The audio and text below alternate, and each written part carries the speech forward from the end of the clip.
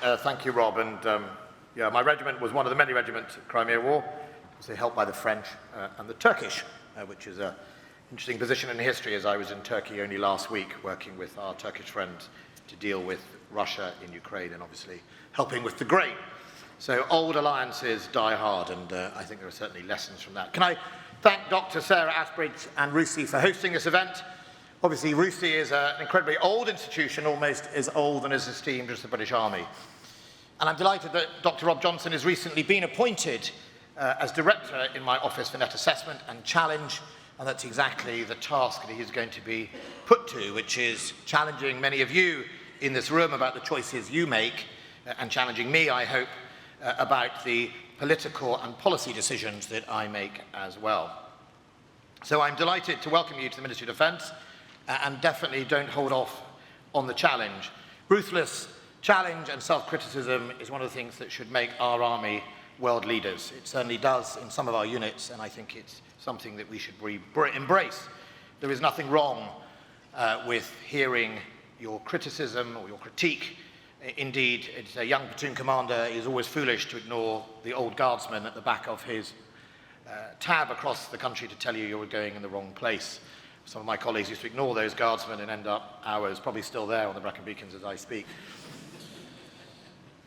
So for many years, this land warfare conference has been pondering on the utility of land power in the 21st century. And Russia's invasion of Ukraine in 2014 as a harbinger for the future of warfare in Europe. So many previous events with such similar titles have obviously passed through these walls of RUSI. Well, we can no longer afford to just ponder. Together we must act, and act fast. And General Patrick Sanders is the right man to mobilise the army in order to do so. It was a much younger Lieutenant Colonel Patrick Sanders lecturing at RUSI in 2008 after a particularly demanding tour in Iraq commanding 4 Rifles battle group, who emphasised the importance of combat cohesion, the realities of attrition, implications of the media environment, and the remarkable morale of the British soldier, which only grows higher the closer they get to danger. And in 2015, as a lowly Major General at that stage, he was back to stress the Army's core purpose as protecting the national interest on land where all conflicts are ultimately resolved, and that politicians need and expect sovereign political choice and options, with the division one of the cornerstone of hard power, without which soft power is simply a bluff. And one of those politicians, as one of these, I agree, and it's what we need from today. My mission and your role in it, if you will. Our job is to protect people, and that will always require presence on land, so long as that's where people live. And just as you always have to go to war with the army you have, not the army you would like, because even today we can't predict where or when it might be, so we must mobilise to deter and contain with the forces that we have now. The odds of it being a war in Europe have shortened almost as much as the timeline, so we must act. We can't protect the British people or our allies with just transformation strategies and glossy equipment brochures. And while it is true that the army must not become blinkered, fixated on a single priority, countering Russian aggression is neither a uniquely European challenge nor solely for armoured formations. The army must contribute to the defence of our values and interests, manifested as the international rules-based system that has kept us safe and prosperous for 3/4 of a century, and do so wherever it is threatened. The threat is global, multi-domain, above and below the threshold of open conflict. So I take the mobilisation of mobilise to be the ruthless prioritisation of readiness and relevance. And to be relevant, you must be modern, forward-looking, and prepared to challenge the often deeply held doctrines, too often bordering on nostalgic. Too many times in the army in recent years, we have seen form before function and knee-jerk reactions to change. We've also forgotten the premium of being forward and present in the world. My determination to shift from emphasis on warfighting contingency to persistent presence for containment, a positional strategy of deterrence by denial for both geographic and influence bases, but must not become another false choice of one approach over another, but a deliberate rebalancing.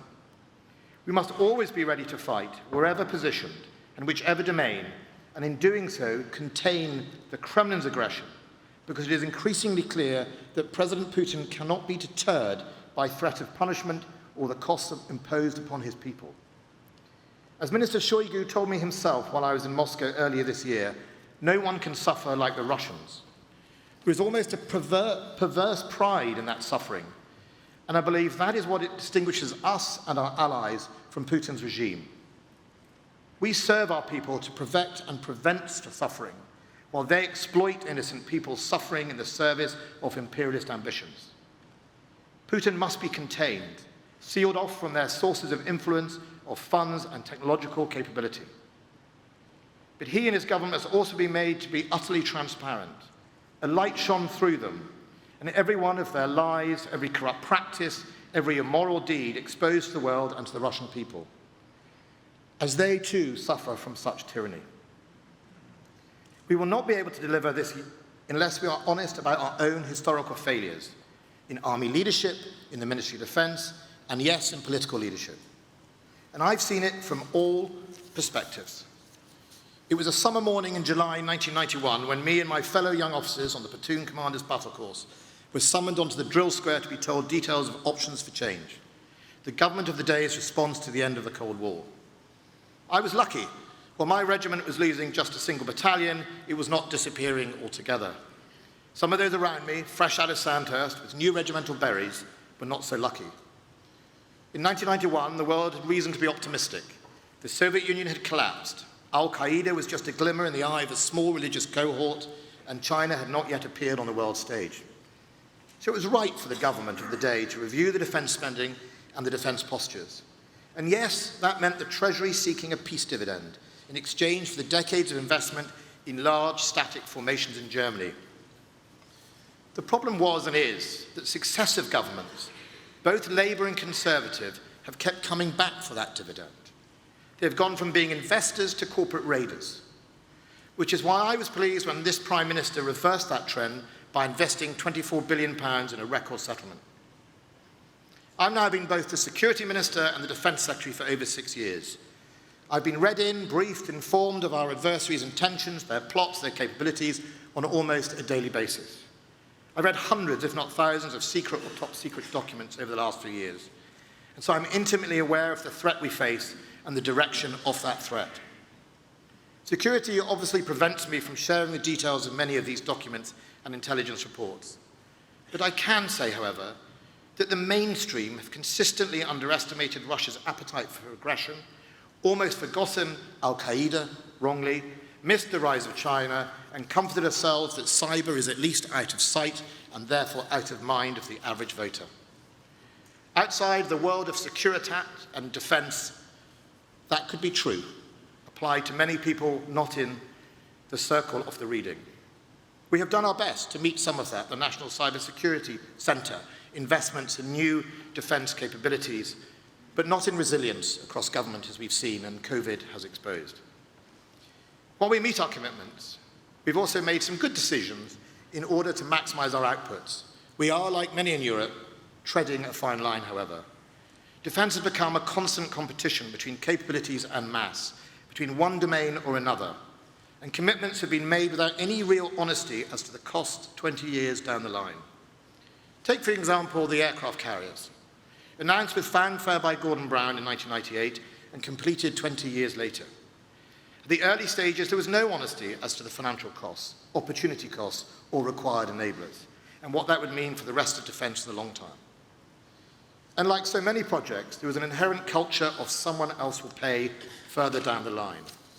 That lack of realism has impacted right across our armed forces. In land, too many army leaders and politicians focused on platform numbers while meeting rising costs by hollowing out force elements and their readiness. At sea, the cost of overruns was met with sacrificial dry docks and maintenance facilities. What use is boasting about how many tanks or ships you have if you have no spares or ammunition? What is the point of demanding more brigades if the ones you have possess no electronic warfare or sufficient air defence? How long do we think our armoured brigades would last when their enemy's artillery outranged them already by tens of kilometres? There are many lessons from Ukraine, and there will be many more to come. Some of the lessons, in fact, prove many of the Defence Command Paper's assumptions. For example, helping countries with their own resilience by not only training, but assisting or equipping. It was a new Ranger regiment that we sent to train Ukrainians on NLAWs just a week or two before the Russian invasion.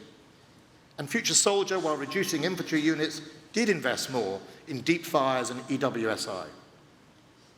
When the Prime Minister took the strong decision to invest an extra 24 billion in defence in 2020, he broke with convention and recognised the need to reverse the decline. It was a strong start, and now we are investing over £43 billion in the Army's new equipment plan over the next decade. The next challenge is to ensure that we spend such an investment in the right place and use the resulting equipment in the right way. There are too many examples where wargaming has exposed our vulnerabilities only to be ignored because the results presented an inconvenient truth to us all. I'm delighted that Patrick is in post at this critical time. I know he is the right leader at the right time for the British Army. And I've always said that as the threat changed, so must the funding. If governments have historically responded every time the NHS has a winter crisis, so must they when the threat to the very security that underpins our way of life increases. Sometimes it's not about what dividend you can take out, but about what investment in people and equipment you can put in. For too long, defence has lived on a diet of smoke and mirrors, hollowed out formations and fantasy efficiency savings, while in the last few years, the threat from states have started to increase. And right now, Russia is the most direct and pressing threat to Europe, to our allies and to these shores. I'm serious when I say there is a very real danger that Russia will lash out against wider Europe, and that in these days of long-range missiles and stealth, distance is no protection. As the Chief of the General Staff so correctly pointed out this morning, the threat has changed. And as the Prime Minister and his fellow leaders are addressing Madrid today, so must our response. Russia is not our only problem. An assertive China ready to challenge the rules-based system and democracy, terrorism on the march right across Africa, and Iranian nuclear ambitions to date still unresolved.